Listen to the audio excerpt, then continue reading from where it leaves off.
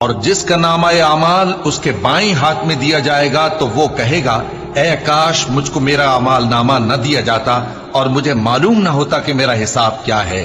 اے کاش موت میرا کام تمام کر چکی ہوتی، آج میرا مال میرے کچھ بھی کام نہ آیا، مجھ سے میرا اقتدار جاتا رہا۔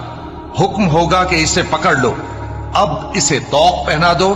پھر دوزخ کی آگ میں اسے جھونک دو،